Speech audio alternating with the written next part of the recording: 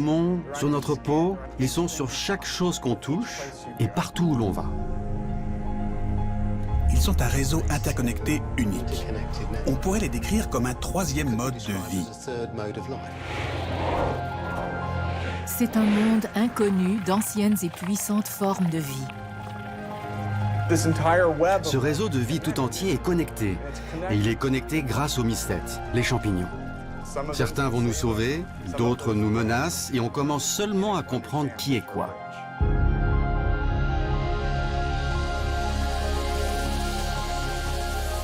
Ils ont façonné notre monde et détiennent la clé de notre futur.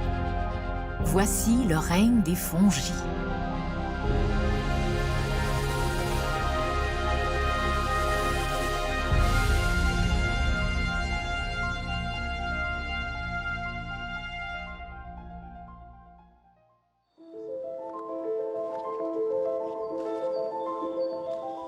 Les mycètes ne sont ni des plantes, ni des animaux. Ils sont un règne en soi.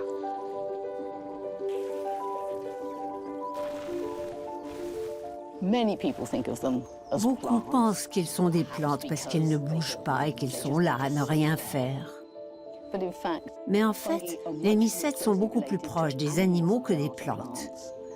Et comme les animaux, ils doivent manger d'autres organismes.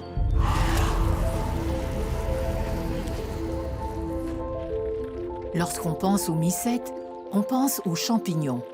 Mais ils n'en sont que le fruit, une petite partie de la vie fongique qui nous entoure. Ils ne sont que la pointe de l'iceberg. Ils sont le signe extérieur de la présence de champignons. Ah, regardez ça. La partie principale de ce mycète est un ensemble de fins filaments qui, réunis, forment ce qu'on appelle le mycélium. Le mycélium est le corps du mycète. Il se propage dans la terre, mangeant tout sur son passage, et pénètre même dans du bois massif. Ils peuvent y pénétrer par la force physique, mais aussi en produisant des enzymes qui digèrent la matière sur laquelle ils poussent. Ces enzymes sont les dents et les pinces des champignons. On connaît très bien les organismes unicellulaires, comme les bactéries, et les organismes multicellulaires, comme les plantes et les animaux. Les fongies sont différents, car elles ont un réseau interconnecté unique. Il reste beaucoup à découvrir. Presque à chaque fois que l'on fait une expérience, on voit quelque chose que personne n'a jamais vu auparavant. Leur croissance et leur développement dépendent de ce qu'il se passe dans leur environnement. Un animal, par exemple, ne se fait pas pousser un nouveau membre selon qu'il en a besoin ou non. Contrairement aux animaux, le corps du mycète change constamment de forme dans une recherche incessante de nourriture. Il peut continuer à se propager. Il peut recycler les matières inutiles et utiliser ces matières pour se développer ailleurs. Il peut migrer dans son environnement selon qu'il trouve de la nourriture ou non. Pendant 1 milliard d'années d'évolution, les mycètes sont devenus maîtres dans l'art de la survie. Les mycètes existent depuis si longtemps, ça veut dire qu'ils ont eu beaucoup de temps pour trouver la meilleure façon de tout faire.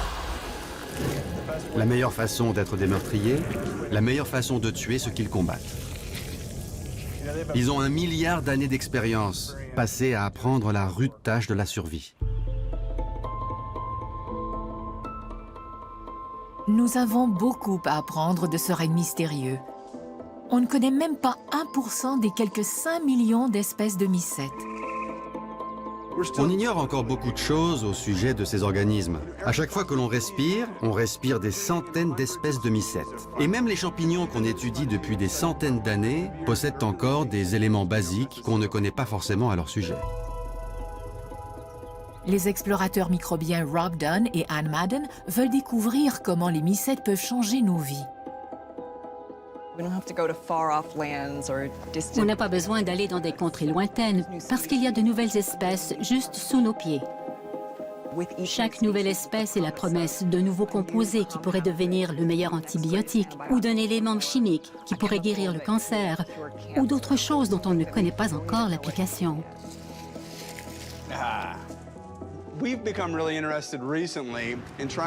Depuis peu, on cherche à trouver, au-delà d'un nouveau champignon, des champignons qui pourraient être utiles à l'homme.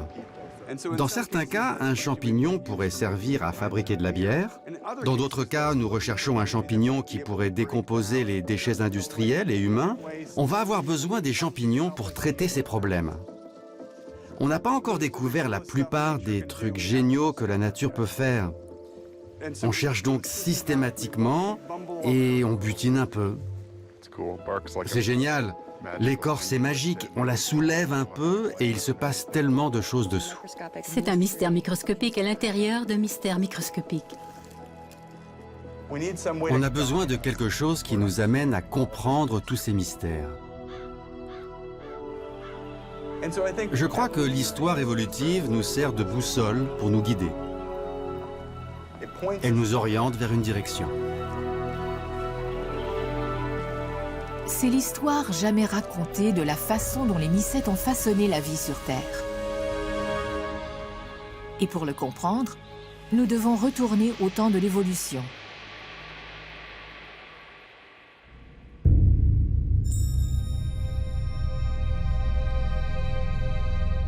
Il y a 1 milliard d'années, la planète Terre sort d'une longue période glaciaire.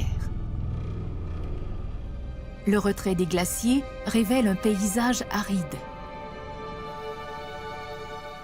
Et pourtant, de cette désolation va émerger toute l'abondance de la vie terrestre.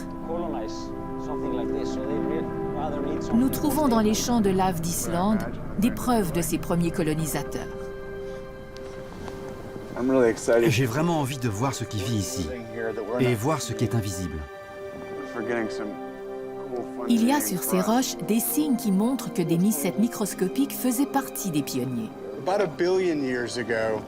Il y a environ 1 milliard d'années, la planète Terre a commencé à être colonisée par des microbes. Et ces microbes comprenaient les bactéries et aussi les champignons vivant sur la croûte terrestre. Les premiers mycètes terrestres survivent en extrayant les minéraux de la roche. Ils se creusent littéralement une existence. Lorsqu'on regarde un paysage volcanique comme celui-ci, il est difficile de penser que les champignons aient un lien avec l'histoire. Les champignons sont fragiles, ce sont des spores microscopiques, mais ils sont exactement au centre de cette histoire, parce que ce sont les champignons qui ont transformé les pierres comme celle-ci en terre. Les mycètes mangent les roches. Ils produisent des spores qui dégagent de l'acide qui décompose la surface de la roche.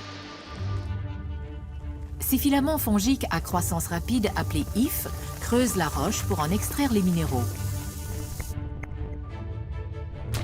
Avec une pression 100 fois plus grande que celle d'un pneu de voiture, la pointe de l'hyphe broie la roche.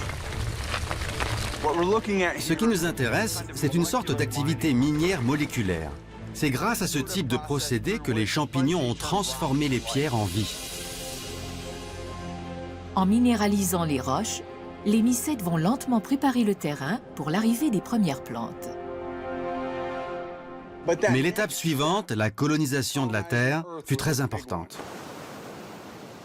Il y a environ 500 millions d'années, un groupe d'algues a commencé à se déplacer des bords de l'océan vers les étangs d'eau douce sur la Terre. Mais pour s'ancrer dans le sol, les algues ont dû conclure une entente avec les mycètes. Les organismes vivant dans l'eau baignent dans une solution d'éléments nutritifs. Une fois sur Terre, le scénario est très différent. Il leur est très difficile de se procurer l'eau et les nutriments dont ils ont besoin pour se développer. Très tôt, une des stratégies majeures aurait été d'établir un lien avec ces mycètes déjà établis sur Terre. À cette époque, les mycètes vivent principalement de bactéries et d'algues en décomposition échouées sur la côte. L'arrivée de plantes terrestres permet un accès aux aliments plus facile. Ils utilisent un organisme vivant pour en extraire le sucre, au lieu de devoir excréter leurs propres enzymes digestifs, puis d'assimiler tous les nutriments, ce qui demande une bien moins grande dépense d'énergie pour eux. Ça se comprend. Quand les algues émergent des lacs, elles sont déjà prêtes à faire un marché. En échange de minéraux essentiels des mycètes, elles offrent des sucres. Cette relation mutuellement avantageuse est une forme de symbiose. Et cela va devenir l'un des moteurs les plus puissants de l'évolution. Lorsque la première cellule d'algue a touché le sol terrestre, le champignon était déjà là, prêt à créer un partenariat.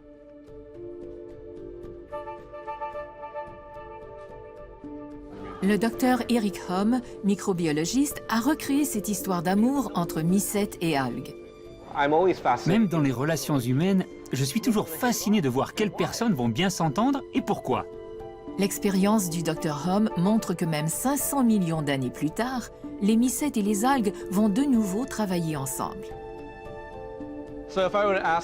Et si je vous demandais combien de temps, à votre avis, il faudrait à ces deux-là pour peut-être former une symbiose, que diriez-vous? Je sais pas. Difficile de conclure qu'ils pourraient former un partenariat. Oui. Ils peuvent former un partenariat, et voilà le résultat au bout de 7 jours. Ce n'est pas beaucoup. Attendez, c'est fou. Vous avez mis ces deux-là ensemble, correct? Oui.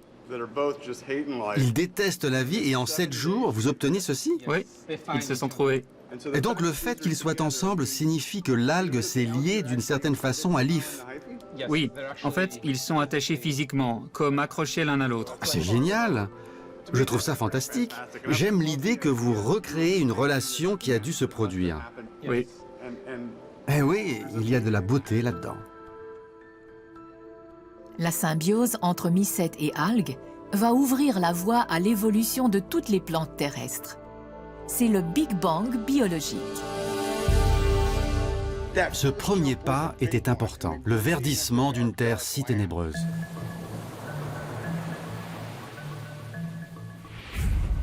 Il y a 450 millions d'années, la Terre grouille de formes de vie étranges.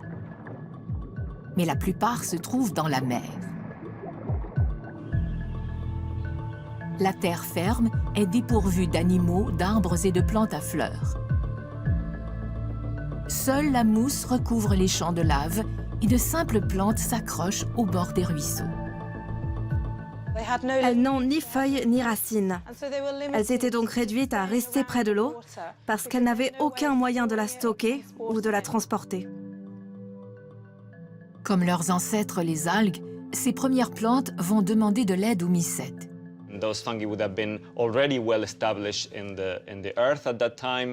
À cette époque, les mycètes auraient été déjà bien établis dans la terre et ils auraient déjà été capables d'aller plus en profondeur et d'accéder à des crevasses et d'exploiter cette terre. Martin Bidart-Tondo étudie l'interaction entre les mycètes et les plantes les plus anciennes, les hépatiques. Imaginez que les mycètes se soient mis en contact avec la surface des plantes, ces plantes poussant en surface, et qu'ils se soient développés autour d'elles et non en elles. Les mycètes explorent les hépatiques et se créent un passage entre les cellules de la plante. Certains arrivent même à y pénétrer. Les champignons ont donc pu occuper la plante elle-même et former ces magnifiques structures en forme d'arbre qu'on appelle arbuscules. C'est grâce à ces arbuscules que les plantes sont capables d'absorber le phosphore du champignon et en échange, la plante lui donne le carbone généré par la photosynthèse. Katie Field peut recréer l'atmosphère d'il y a 450 millions d'années lorsque les champignons et les hépatiques ont commencé à coopérer.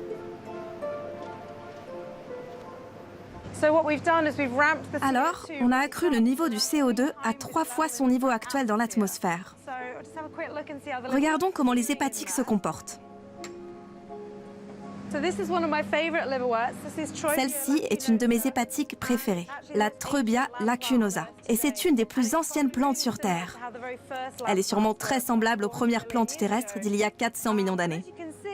Comme vous pouvez le voir, elle se débrouille très bien sous cette haute concentration de CO2 dans cette armoire, ce qui indique que le champignon fait bien son travail et lui donne les nutriments provenant de la terre. Et grâce à ça, la plante se développe bien. En collaborant avec les champignons, les hépatiques ne font pas que survivre, elles se développent. Aspirant le dioxyde de carbone et rejetant de l'oxygène, ces petites plantes donnent à la planète sa première bouffée d'air frais. Au fil du temps, elles changent la composition de toute l'atmosphère, ouvrant la voie à l'émergence de plantes plus complexes. Et on se retrouve avec ces plantes beaucoup plus grosses, qui évoluent, qui ont des feuilles et des stomates pouvant contrôler la circulation du CO2 dans les feuilles, et des racines permettant à la plante de se développer bien au-dessus du sol. Et depuis lors, pratiquement toutes les plantes se nourrissent de leurs champignons symbiotiques.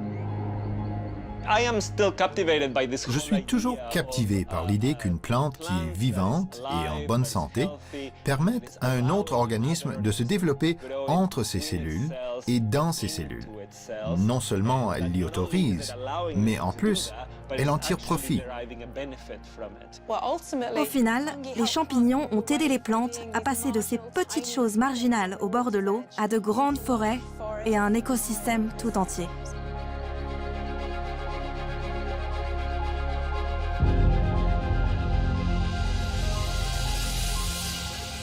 Si les champignons n'avaient pas évolué, la planète aurait une apparence radicalement différente. On ne serait sûrement pas là.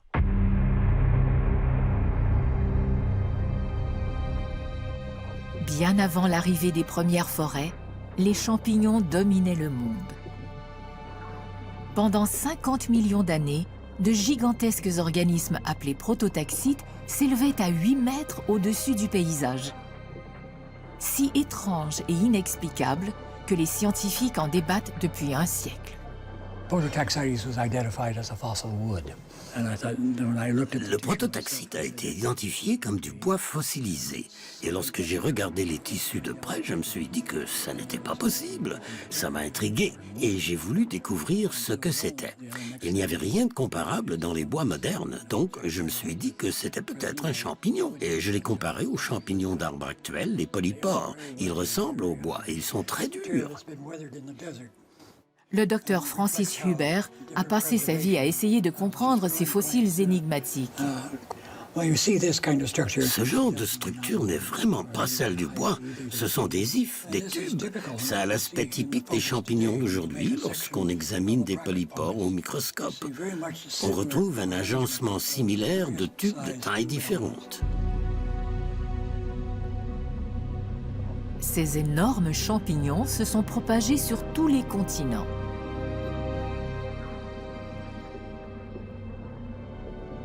Ils n'avaient aucun adversaire jusqu'à ce que les insectes apparaissent et les mangent de bas en haut. Je dis pour plaisanter que les prototaxites en avaient assez d'être sur le sol, alors ils ont grimpé aux arbres et sont devenus les polypores. Ces fossiles énigmatiques sont tout ce qu'il reste, un souvenir des étranges expériences de l'évolution.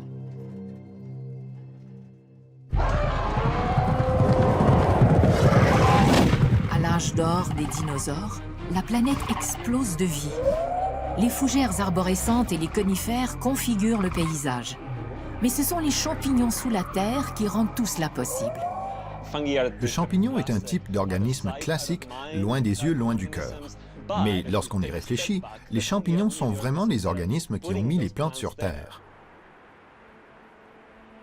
Avec l'arrivée des arbres, de nouveaux types de champignons se développent.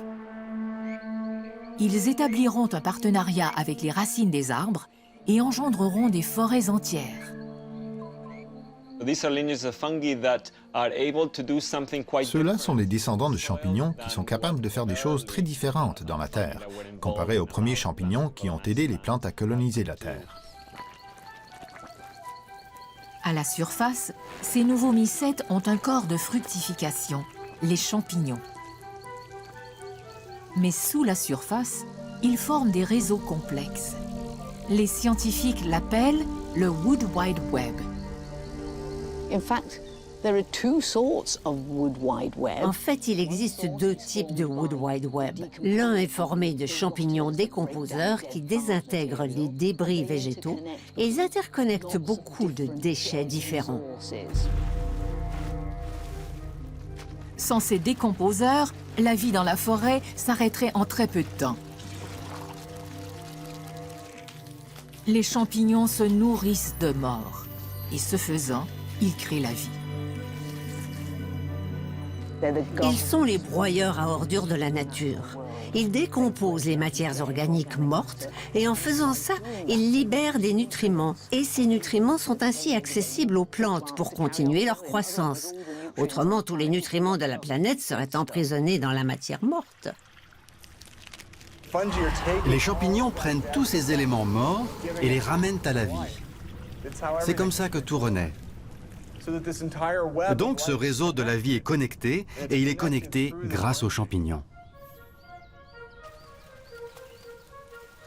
L'autre type de Wood Wide Web se forme entre les plantes vivantes, particulièrement les arbres.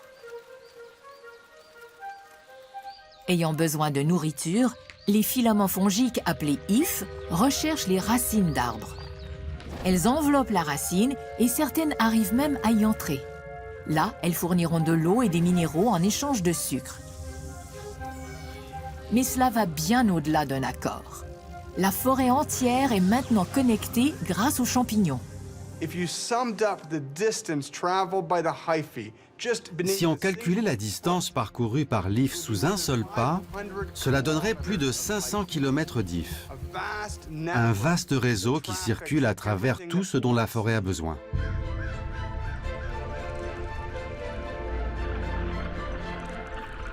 C'est l'Internet de la nature.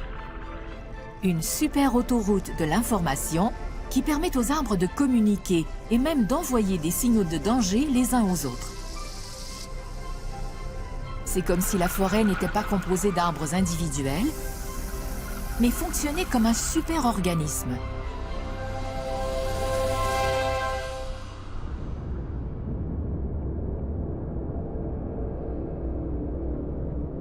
Connectée par le réseau de champignons, une planète riche et dynamique émerge.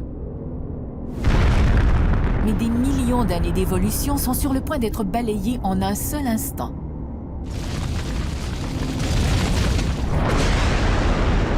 Cet impact d'astéroïdes va éliminer 70% de toutes les espèces.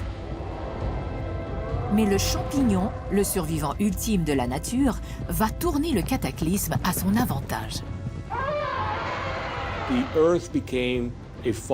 La Terre est devenue un compost à champignons. Cette catastrophe se produit du jour au lendemain.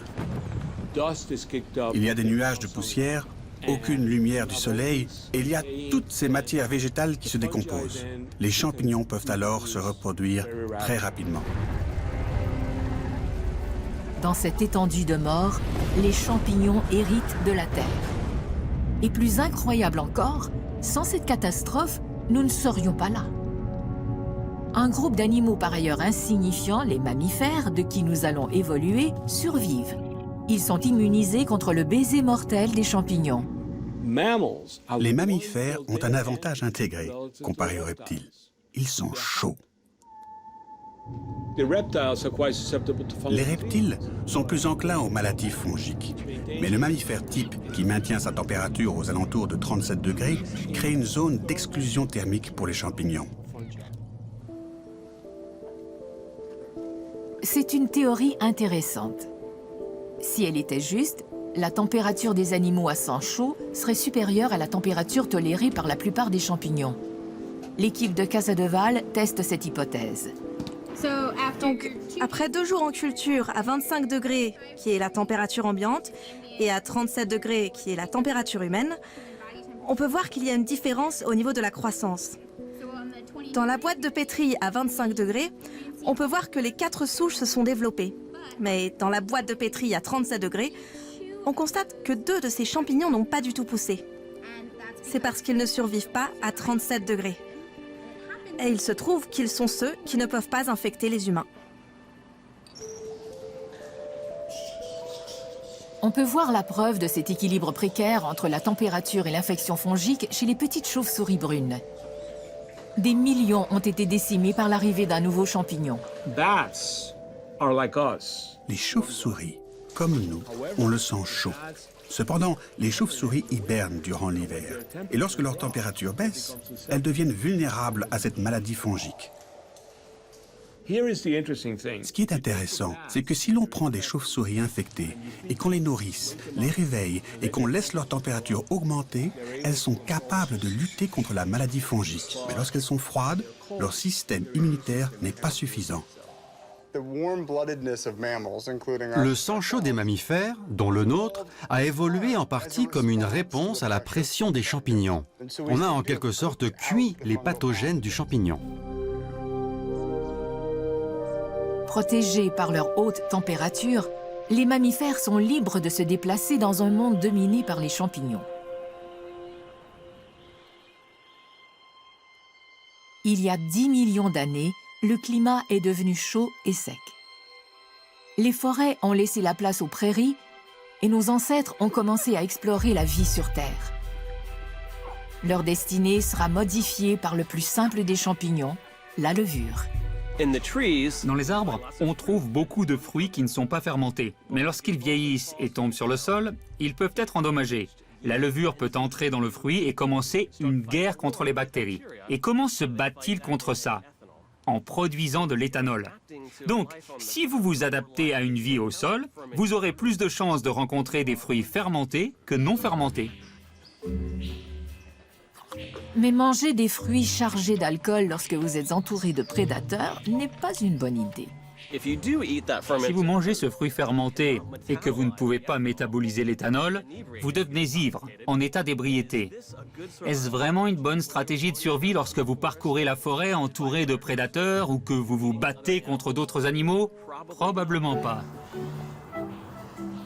Le biologiste Matthew Carrigan a découvert que certains de nos ancêtres étaient capables d'assimiler l'alcool. Ce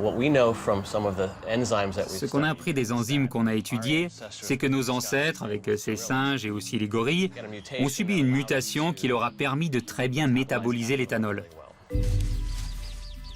Et dans un monde où la nourriture est rare, cela peut faire la différence entre la vie et la mort. S'il n'y a rien d'autre à manger, alors il vaut mieux manger des fruits pleins d'éthanol que de mourir de faim. Ces ancêtres qui ont pu tolérer l'alcool ont finalement évolué jusqu'à devenir qui nous sommes. On a évolué. On est arrivé à consommer de l'alcool sans devenir ivre, sans être en état d'ébriété. Santé! La levure, j'adore. Une simple mutation dans notre passé évolutif a ouvert la voie à un de nos passe-temps favoris.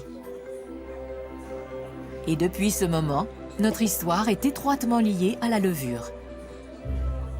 Lorsqu'on pense à l'histoire de l'humanité, qui a évolué d'une société de chasseurs-cueilleurs à une société agricole, jusqu'à devenir un empire, la clé de cette transition serait le champignon. L'agriculture a semé les germes de l'ère moderne. La civilisation débuta grâce à l'agriculture. On pensait que ces céréales avaient été cultivées pour faire du pain, mais si en réalité, elles avaient été récoltées pour faire de la bière. Et en fait, tout porte à croire que les céréales que l'on a choisies à l'époque comprenaient des céréales qui étaient les meilleures, non pas pour le pain, mais pour la bière. La fabrication et du pain et de la bière nécessite de la levure pour la fermentation. Mais brasser la bière offre l'avantage supplémentaire d'une stérilisation contre les bactéries. Lors de ces premiers rassemblements d'humains, on déféquait partout. Le danger d'attraper une infection et de tomber malade était très élevé. Le risque était surtout important avec les liquides qu'on buvait. Donc, dans ce contexte, les boissons fermentées auraient augmenté notre capacité à survivre. Nous avons construit notre civilisation autour d'un simple champignon microscopique. Étonnamment, pendant 10 000 ans, chaque verre de bière et chaque miche de pain ont été faits avec la même levure. Anne Madden et Rob Dunn ont pour mission de faire changer ça. Il y a beaucoup d'autres espèces de levures dans notre monde. Notre idée était de prendre ces levures sauvages et de voir si elles produisaient de nouvelles bières différentes et valables. Et nous avons décidé de commencer notre recherche avec le corps des guêpes à vie sociale. Lorsque les guêpes pollinisent les fleurs, elles ramassent accessoirement des levures qui se nourrissent du nectar. On savait que les guêpes étaient un réservoir de levures dans la nature. Nous avons donc extirpé et étudié les levures de ces guêpes. On a récolté une espèce de levure qui n'a jamais été utilisée pour faire de la bière.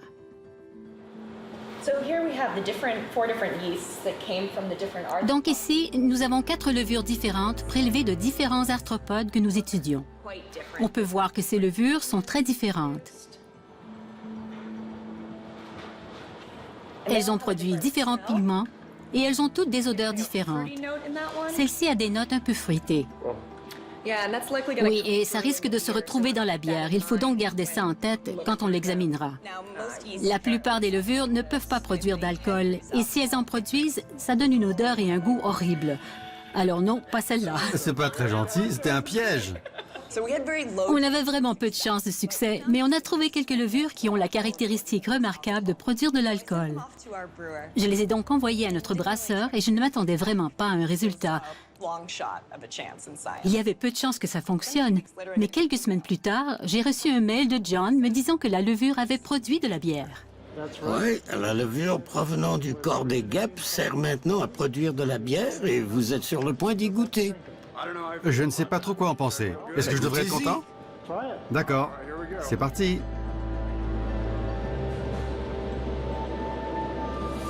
Ah, c'est plutôt bon. Ça vous plaît? Oui. Délicieux, au goût de guêpe avec des notes de champignons. J'aime bien. Les champignons nous ont offert bien plus que la bière et le pain. Nos ancêtres savaient qu'ils pouvaient leur sauver la vie. Il y a 5000 ans, cette magnifique région des Alpes tyroliennes était déjà peuplée par l'homme. Et cet homme en particulier a entrepris un voyage avec beaucoup d'équipements. Malheureusement, il n'allait jamais retourner chez lui. Voici Ötzi, l'homme des glaces. Une victime d'un meurtre néolithique. Son corps a été parfaitement conservé dans la glace pendant des milliers d'années. Et parmi ses effets personnels, il y avait des objets insolites. Il y avait 2 objets qui au début étaient un vrai mystère. Ils se sont avérés être des champignons, des polypores. On a pensé que ça pouvait être de la nourriture, mais qui se donne autant de mal avec de la nourriture pour la décorer si joliment? La docteure Ursula Peintner est l'une des scientifiques qui ont étudié ces champignons. Les preuves suggèrent qu'ils étaient bien plus que de la décoration. On sait maintenant que le champignon fortifie le système immunitaire et aide à lutter contre le cancer, contre l'inflammation. C'est un antiviral, c'est un antibactérien. Il a un large éventail de propriétés médicinales. Le polypore d'Ötzi est la première utilisation documentée de champignons comme médicament. Mais pour l'homme des glaces, il avait encore plus de sens. C'était un talisman, c'était spirituel, un peu comme apporter l'Esprit de Dieu avec vous pour vous protéger durant le voyage.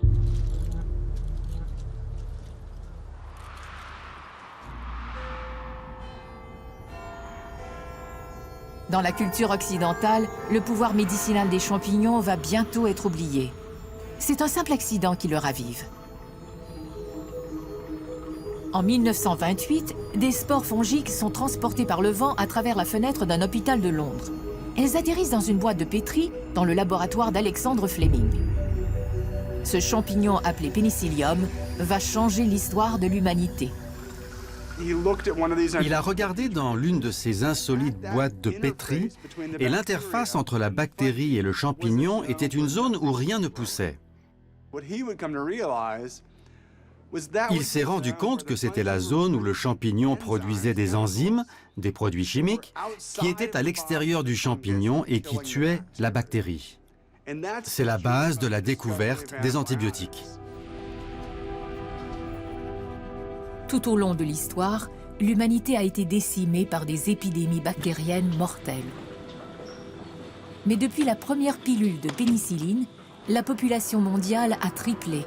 Et cela nous a permis de construire d'immenses villes, changeant ainsi le visage de la planète. On s'attend à ce que la population mondiale augmente de 2 milliards. On va avoir besoin de plus de nourriture, on va avoir besoin de plus d'antibiotiques. On va devoir dépendre des champignons encore plus qu'aujourd'hui. Le pouvoir guérissant des antibiotiques est le résultat d'une guerre antique. Les champignons et les bactéries sont ennemis jurés. Où qu'ils poussent, les champignons rencontrent des bactéries. Et depuis des millions et des millions d'années, ils créent des mécanismes pour tuer ces bactéries.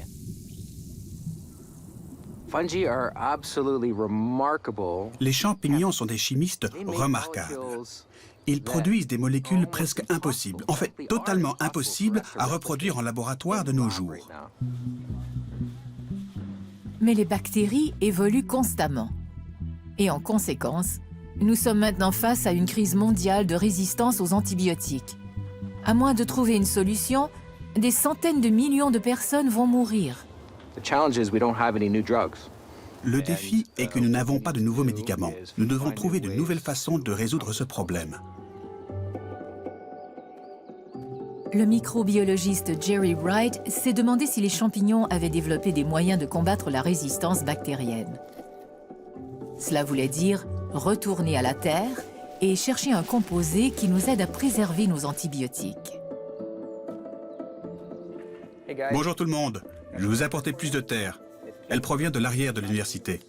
Merci. Regardez si vous pouvez y trouver quelque chose d'intéressant. Nous avons trié 10 000 extraits que nous avons collectés de micro-organismes provenant de différents environnements. Et parmi ces 10 000 extraits, nous en avons trouvé un qui se battait bien pour vaincre la résistance. On l'appelle AMA, parce que Aspergillomarasmine A, c'est trop long à dire. Incroyablement, ce composé produit par un champignon très répandu dans la terre, l'Aspergillus, a restauré le pouvoir de nos antibiotiques.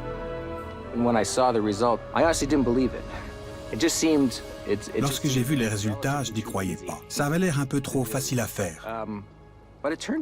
Mais ça s'est révélé vrai. Alors chaque semaine, chaque mois passé à travailler sur ce composé, je me suis demandé si on pouvait s'en servir contre la pneumonie ou contre un autre type d'infection. À chaque fois que l'on a fait une expérience de ce genre, ça s'est avéré très efficace. Étonnamment, quand ces molécules fongiques furent ajoutées aux antibiotiques, même les bactéries les plus résistantes furent vaincues. Je travaille dans ce domaine depuis 25 ans et on n'a jamais rencontré de molécule qui se soit montrée aussi puissante. C'est follement passionnant.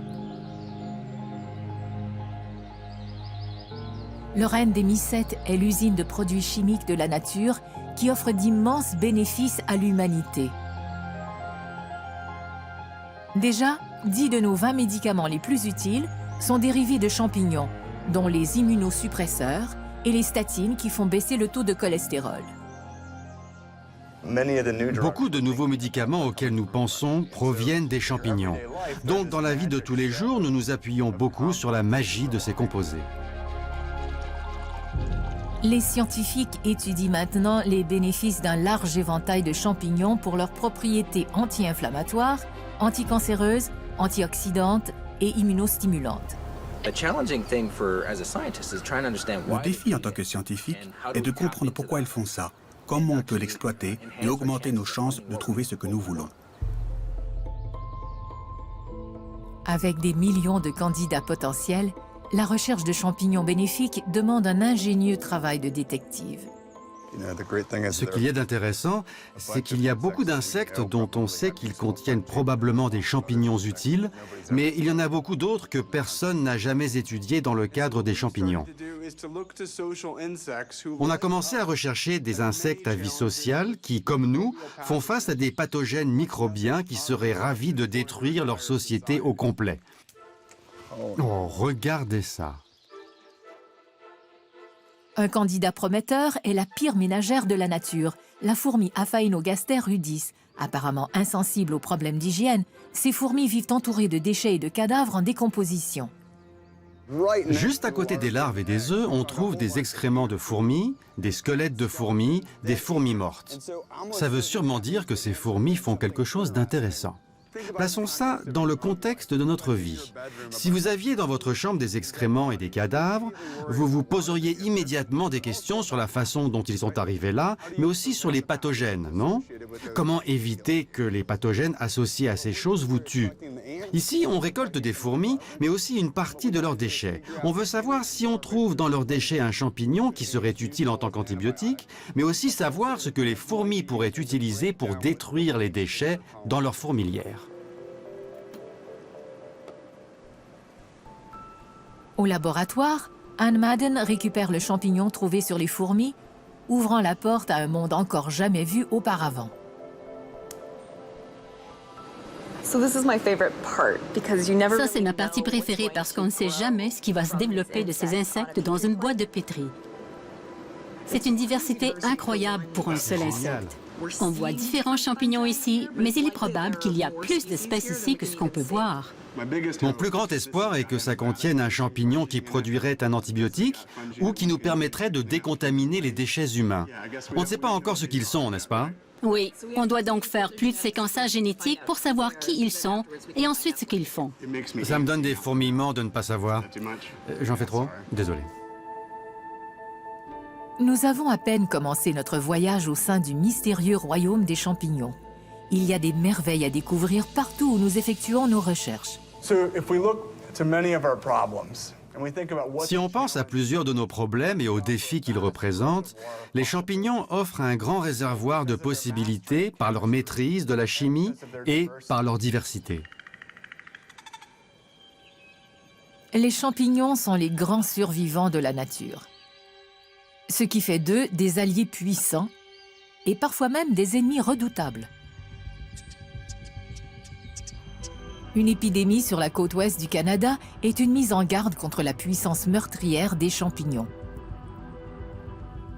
En 2001, les vétérinaires sur l'île de Vancouver remarquèrent quelque chose d'étrange. Beaucoup de chats et de chiens développaient des grosseurs sous leur peau et avaient du mal à respirer. Bonjour, bureau du docteur Gasker. Bientôt, des gens commencèrent à se plaindre de toux persistantes, de maux de tête et de sueurs nocturnes. Les radiographies montrèrent des ombres sur leurs poumons. Ils croyaient avoir un cancer. C'est ce que leur chirurgien leur avait dit. On les opérait, mais voilà, ce n'était pas un cancer, c'était une infection fongique. Le coupable?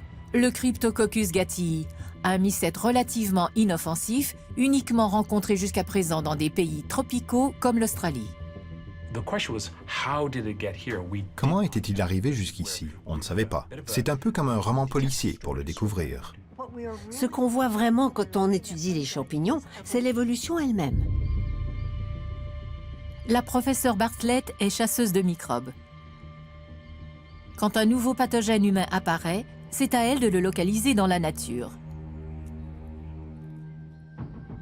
Il n'y avait pas de temps à perdre. Le C. gattii avait déjà infecté des centaines de personnes en tuant près d'1 sur 10. Dès qu'on a su que c'était le gattii, on a contacté nos collègues en Australie, où il est endémique et principalement associé aux eucalyptus. Ça nous a au moins donné une piste, les arbres. Ça a été notre point de départ, mais je prenais également des échantillons d'air et ça, ce fut vraiment la grande découverte. Il suffit simplement qu'il y ait des spores dans l'atmosphère, et il n'y a aucun moyen de contrôler ça. Avec un taux d'infection 10 fois supérieur à celui de l'Australie, l'île de Vancouver fut déclarée zone à risque. Être au milieu de ces arbres en pleine forêt, sans savoir s'il allait y avoir une épidémie, ça donnait à réfléchir. Ce qui m'a ensuite traversé l'esprit, c'est que parce que j'étais celle qui récoltait les échantillons, j'étais peut-être à risque de contracter la cryptococose.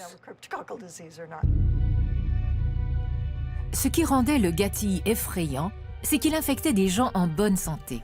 C'est très, très inhabituel.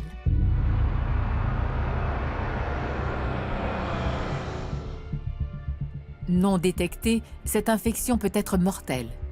Ken James, un ancien menuisier de Duncan, a eu de la chance. Sa vie a été sauvée par une coïncidence. Le Centre de contrôle des maladies de la Colombie-Britannique émet une alerte sanitaire. Voici les symptômes à surveiller. Il y avait un reportage sur cette maladie, la cryptococose, à la télévision à Victoria. Ils ont énoncé les symptômes, mais moi je disais « Oui, j'ai ça aussi, oui, celui-là aussi ». Et en gros, j'avais tous les symptômes qu'ils décrivaient. Fièvre non diagnostiquée, sueur nocturne, raideur cervicale. Le docteur Guesquière a pris un échantillon et l'a mis en culture. Il est revenu et m'a dit que j'avais la cryptococose. Les infections fongiques invasives sont difficiles à traiter et un diagnostic précoce est essentiel. C'est très difficile à traiter. Pour vous donner un exemple, la pneumonie bactérienne peut être traitée en général en 2 semaines, puis vous allez mieux.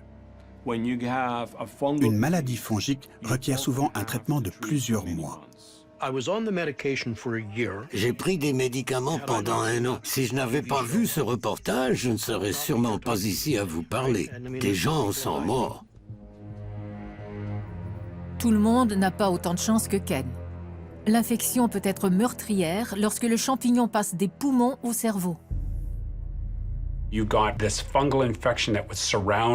y a cette infection fongique qui encercle le cerveau et qui, chez certaines personnes, envahit le tissu cérébral. On peut voir de petites lésions qui ressemblent à des trous de gruyère dans leur cerveau.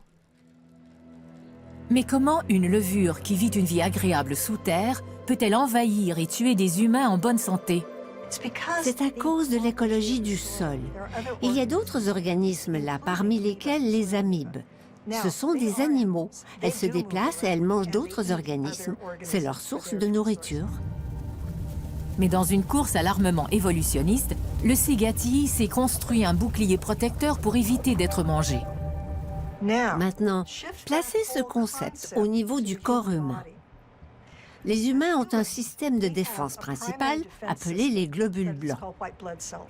Et si on les examine au microscope, ils n'ont pas l'air si différents des amibes présentes dans la Terre. Tout comme les amibes sous terre, nos globules blancs, les macrophages, engloutissent les microbes envahisseurs. Mais le cégati a ce qu'il faut pour faire face à un tel défi. Les mêmes caractéristiques qui leur permettent de survivre aux amibes leur permettent de survivre aux macrophages dans les poumons. Bien avant les premiers humains, ce champignon a développé un moyen de nous tuer si l'on croise sa route. Il aurait sûrement vécu une petite vie bien tranquille, sans même qu'on sache qu'il était là. Le Cryptococcus gattii a été inactif dans l'environnement jusqu'à ce que les conditions changent. Et ce changement, c'est le réchauffement climatique. On sait que depuis les 40 dernières années, la température moyenne a augmenté d'1 ou 2 degrés dans cette zone. Il y a des périodes de sécheresse plus longues. Dès que cette poussière est soulevée par le vent, la possibilité que des gens respirent le champignon augmente. Et donc le nombre de gens contractant la cryptococose augmente lui aussi.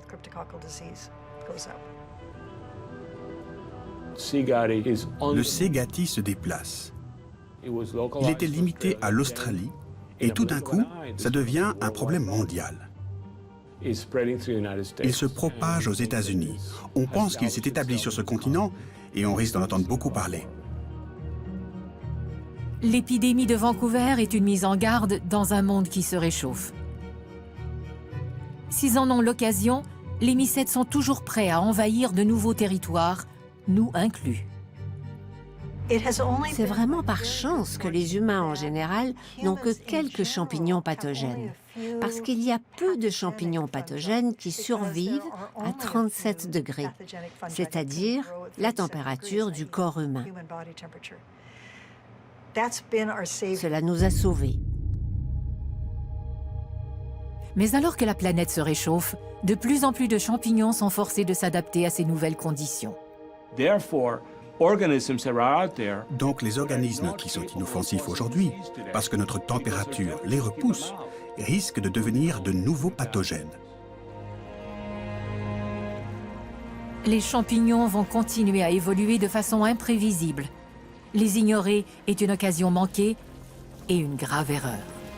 Je pense donc qu'il est plus important que jamais de comprendre notre relation avec les champignons parce que nous n'avons aucun contrôle sur eux et nous espérons pouvoir continuer notre relation plutôt pacifique. Depuis l'aube de la vie, les champignons ont été l'un des principaux facteurs de l'évolution sur la Terre. Ils ont mangé les roches qui ont créé les sols et ils ont nourri les plantes qui ont fait verdir la planète. Pour avoir la planète qu'on a aujourd'hui, il fallait qu'on ait des champignons. Ce furent les champignons qui ramenèrent la vie sur Terre après chaque catastrophe planétaire. S'il n'y avait aucun champignon, il n'y aurait aucune autre vie. Ils sont la clé de voûte de notre monde. Ce sont les champignons qui ont ouvert la voie à la civilisation. Ils ont fait de nous ce que nous sommes. Tout autour de nous, il y a des champignons qui nous tombent dessus, qui vont changer la destinée de l'humanité. Et nous commençons tout juste à le comprendre. Et alors que nous commençons à explorer le monde des champignons, nos découvertes les plus fascinantes sont encore